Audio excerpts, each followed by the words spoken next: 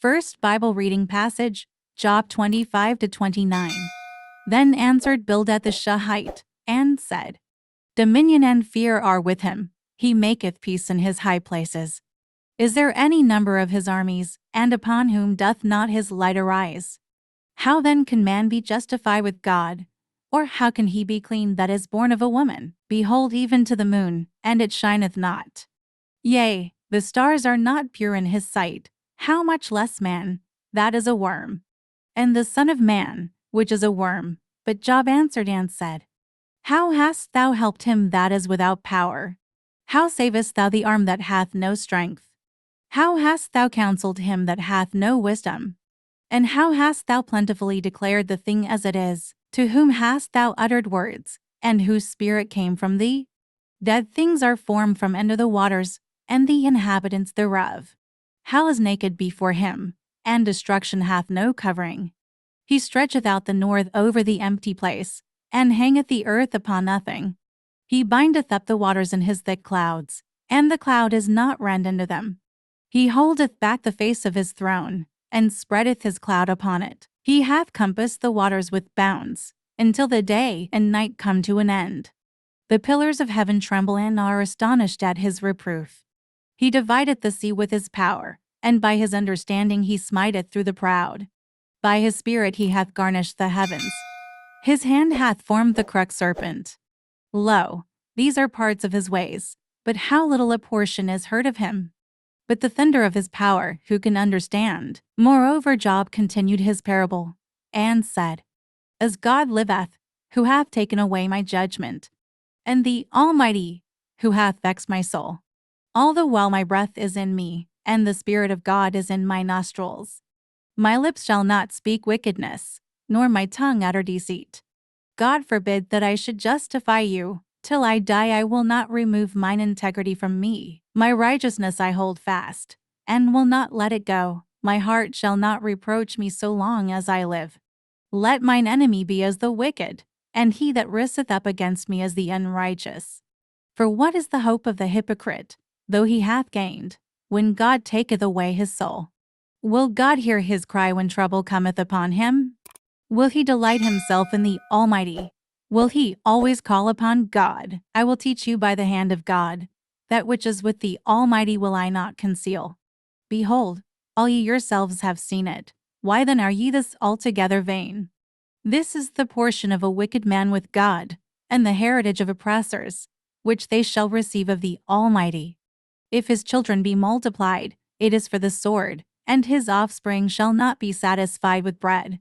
Those that remain of him shall be buried in death, and his widows shall not weep, though he heap up silver as the dust, and prepare raiment as the clay. He may prepare it, but the just shall put it on, and the innocent shall divide the silver. He buildeth his house as a moth, and as a booth that the keeper maketh. The rich man shall lie down, but he shall not be gathered. He openeth his eyes, and he is not. Terrors take hold on him as waters. A tempest stealeth him away in the night. The east wind carrieth him away, and he departeth, and as a storm hurleth him out of his place. For God shall cast upon him, and not spare, he would fain flee out of his hand. Men shall clap their hands at him, and shall hiss him out of his place. Surely there is a vein for the silver, and a place for gold where they find it. Iron is taken out of the earth, and brass is molten out of the stone. He setteth an end to darkness, and searcheth out all perfection, the stones of darkness, and the shadow of death. The flood breaketh out from the inhabitant. Even the waters forgotten of the foot, they are dried up, they are gone away from men. As for the earth, out of it cometh bread, and under it is turned up as it were fire. The stones of it are the place of sapphires, and it hath dust of gold. There is a path which no fowl gnaweth, and which the vulture's eye hath not seen. The lion's whelps have not trodden it, nor the fierce lion passed by it. He putteth forth his hand upon the rock. He overturned the mountains by the roots. He cutteth out rivers among the rocks. And his eye seeth every precious thing. He bindeth the floods from overflowing. And the thing that is hid bringeth he forth to light. But where shall wisdom be found? And where is the place of understanding? Man knoweth not the price thereof, neither is it found in the land of the living. The depth saith, It is not in me. And the sea saith, It is not with me. It cannot be gotten for gold, neither shall silver be weighed for the price thereof. It cannot be valued with the gold of Ophir, with the precious onyx, or the sapphire. The gold and the crystal cannot equal it, and the exchange of it shall not be for jewels of fine gold. No mention shall be made of coral, or of pearls, for the price of wisdom is above rubies. The topaz of Ethiopia shall not equal it, neither shall it be valued with pure gold. Whence then cometh wisdom? And where is the place of understanding? Seeing it is hid from the eyes of all living, and kept close from the fowls of the air. Destruction and death say, We have heard the fame thereof with our ears. God understandeth the way thereof, and he knoweth the place thereof. For he looketh to the ends of the earth, and seeth under the whole heaven, to make the weight for the winds, and he weigheth the waters by measure. When he made a decree for the rain, and a way for the lightning of the thunder, then did he see it, and declare it. He prepared it, yea, and searched it out. And unto man he said, Behold, the fear of the Lord, that is wisdom. And to depart from evil is understanding. Moreover Job continued his parable, and said, Oh, that I were as in months past, as in the days when God preserved me, when his candle shined upon my head, and when by his light I walked through darkness, as I was in the days of my youth, when the secret of God was upon my tabernacle, when the Almighty was yet with me, when my children were about me, when I washed my steps with butter, and the rock poured me out rivers of oil, when I went out to the gate through the city, when I prepared my seat in the street, the young men saw me, and hid themselves, and the aged arose, and stood up.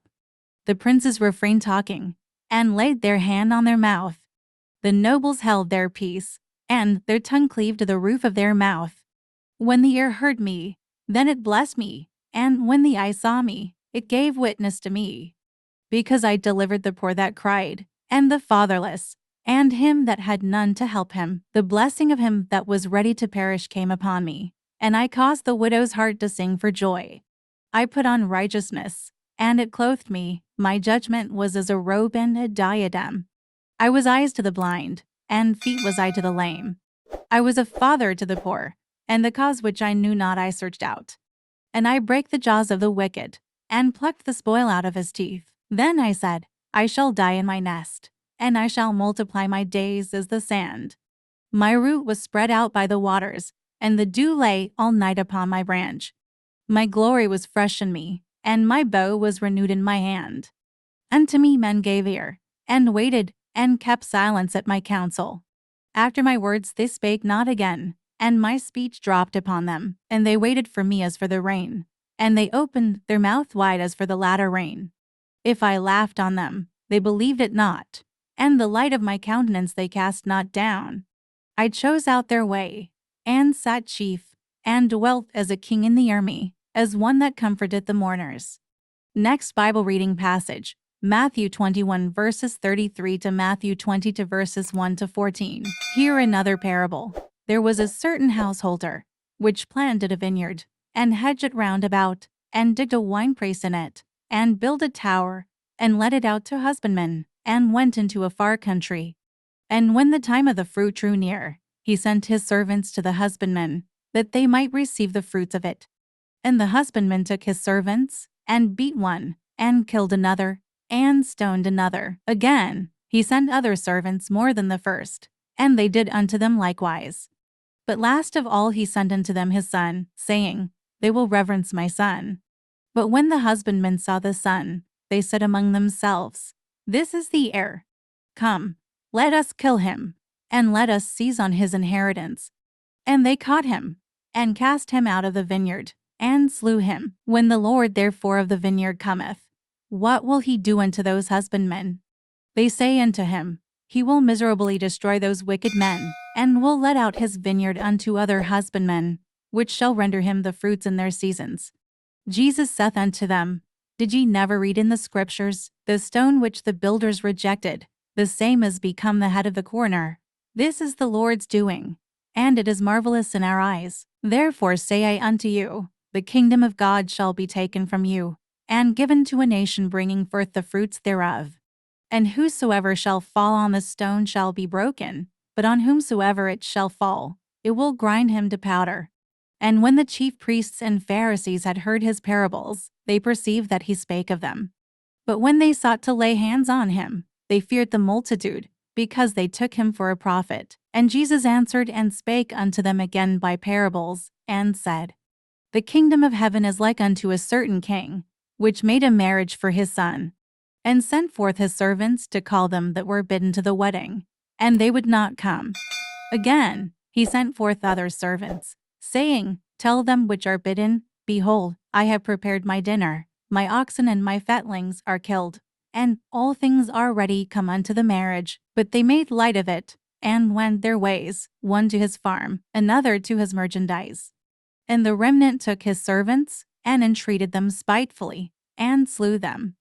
But when the king heard thereof, he was wroth, and he sent forth his armies, and destroyed those murderers, and burned up their city. Then saith he to his servants, The wedding is ready, but they which were bidden were not worthy. Go ye therefore into the highways, and as many as ye shall find, bid to the marriage. So those servants went out into the highways, and gathered together all as many as they found, both bad and good, and the wedding was furnished with guests.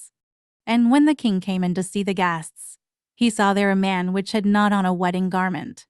And he saith unto him, Friend, how camest thou in hither not having a wedding garment? And he was speechless. Then said the king to the servants, Bind him hand and foot, and take him away, and cast him into outer darkness. There shall be weeping and gnashing of teeth. For many are called, but few are chosen. Next Bible reading passage, Psalms 18 verses 7 to 15. Then the earth shook and trembled. The foundations also of the hills moved and were shaken, because he was wroth. There went up a smoke out of his nostrils, and fire out of his mouth devoured. Coals were kindled by it. He bowed the heavens also, and came down, and darkness was under his feet. And he rode upon a cherub, and did fly, yea, he did fly upon the wings of the wind. He made darkness his secret place. His pavilion round about him were dark waters, and thick clouds of the skies. At the brightness that was before him his thick clouds passed, hailstones and coals of fire. The Lord also thundered in the heavens, and the highest gave his voice, hailstones and coals of fire. Yea, he sent out his arrows, and scattered them. And he shot out lightnings, and discomfited them. Then the channels of waters were seen, and the foundations of the world were discovered at thy rebuke, O Lord, at the blast of the breath of thy nostrils.